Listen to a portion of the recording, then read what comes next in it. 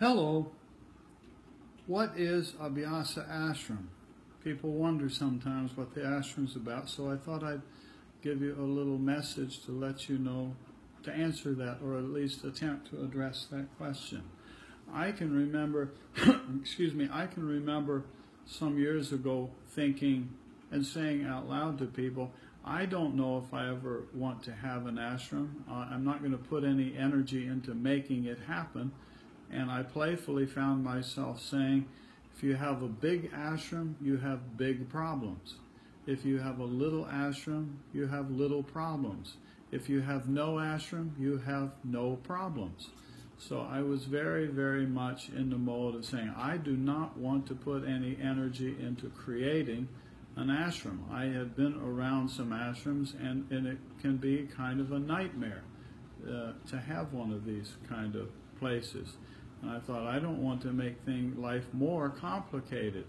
But at the same time I said that, I thought, if the need ever arises to serve other people, and that's a form in which that can occur, then I don't want to accidentally create an obstacle. I don't want me and my interest in not having an ashram to be an obstacle. So if it needs to be there and it serves people, let it be there. So now we have a physical ashram, and have for several years, and as most of you know, in some sense, our ashram is much bigger than this little place. We do so much together in online. I'm recording this so that I can post it online so that you can see it.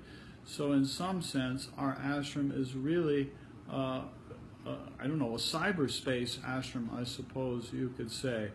And Matri has coined another phrase in the last couple of years that is quite nice. She refers to mobile ashram. So she has mobile ashram in Holland at least once a year, and is having mobile ashram soon in India.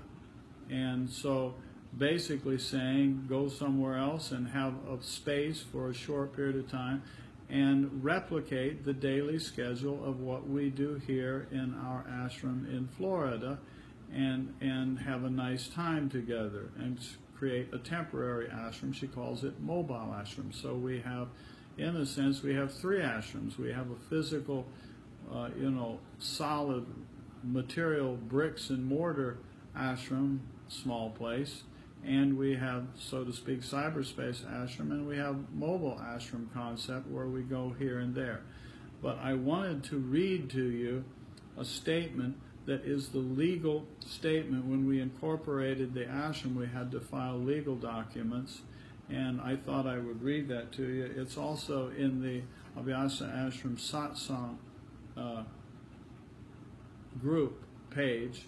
I don't think it's there yet. I will, after this is recorded, I will put it there, and it's in a file named Purpose-Ashram.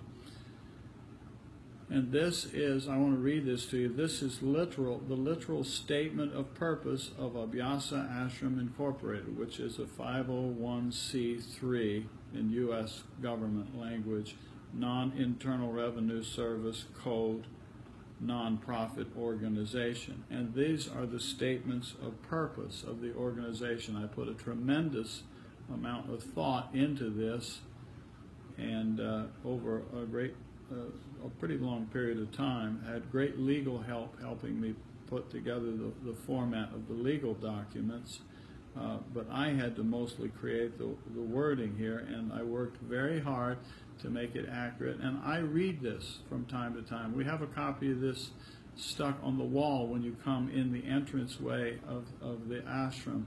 This is on the wall right there. People don't often look at it, but I like to have it there, so if anybody wants to know, it's in public view. And this is a part of the public record of the state of Florida.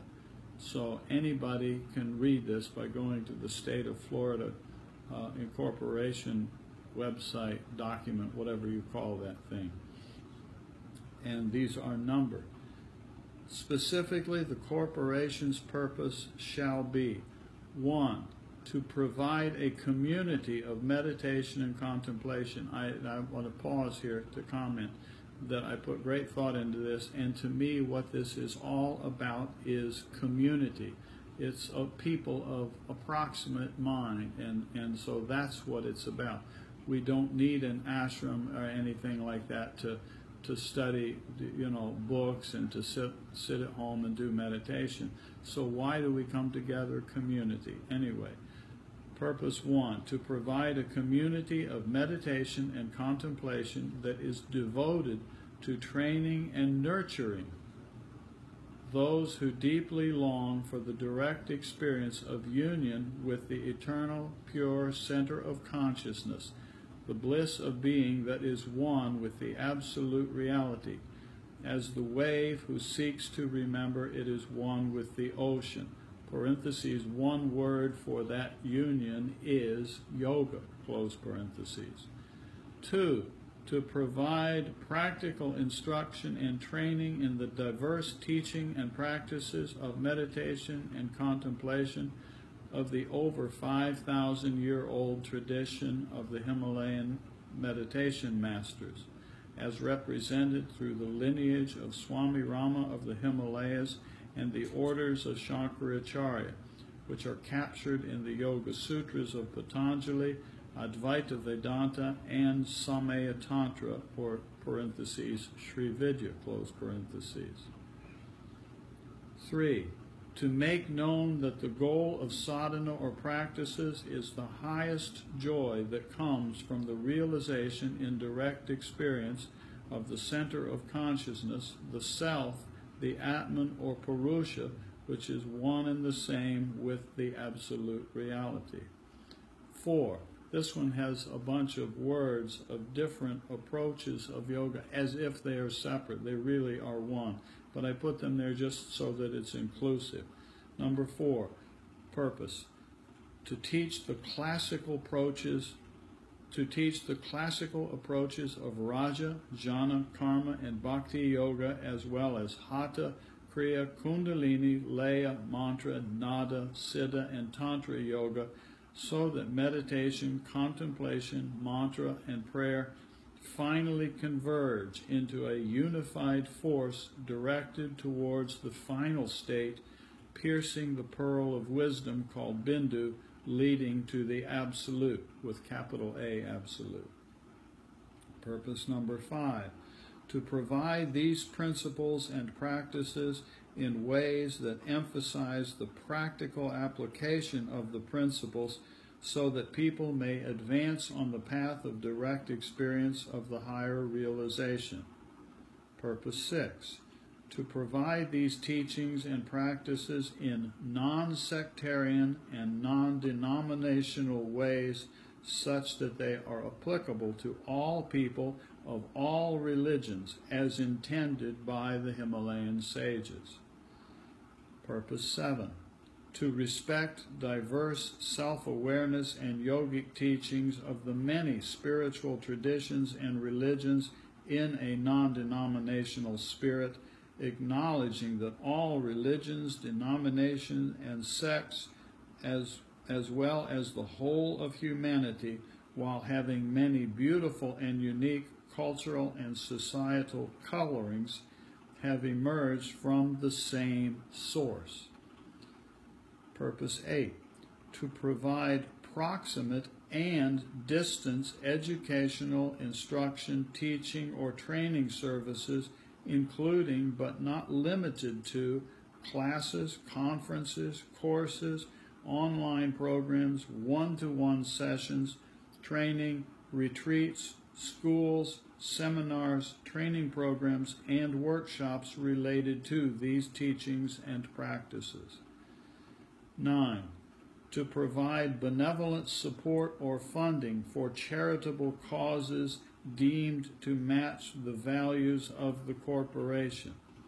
And finally, 10, purpose number 10, to serve humanity selflessly in a spirit of loving all and excluding none, with all people, cultures, and religions acknowledged as an expression of the one absolute reality called by many names, including God. That's the purpose of this little ashram and what we do. I read this thing from time to time.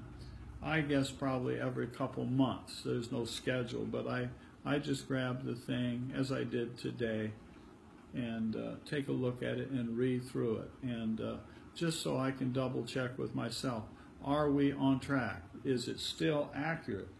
Is it accurate, or have we changed in some way and are doing something different and need to do something different? And is what we are doing reasonably in alignment with what we've said in the statement of purpose of the ashram? So I use this as a working tool for the ashram, and I consistently feel today that we're reasonably on track with attempting to fulfill the purposes that we have outlined for what our little ashram is about. Anyway, I just wanted to share this with you in a more direct way by talking to you like this. And as I said, if it's not already in the files section on the Abhyasa Ashram satsang page of the Facebook group, I'll put it there. I may sprinkle it around in a couple of the other places just so you can see it if you want. It'll be in a PDF file if you want. You can download and print it out, or just enjoy what I'm saying and leave it at that. No need to print it out. I'm not asking you to print it out. It's just there if you want to. Okay, so thank you for visiting, and thank you for listening to this. I hope this is useful to you and gives you some greater idea of what we're trying to do together. So thank you. Om Tat Sat. It always comes down to Om. It's all about Om. And so thank you again. And see you later. Have a nice next meditation, okay? Bye-bye.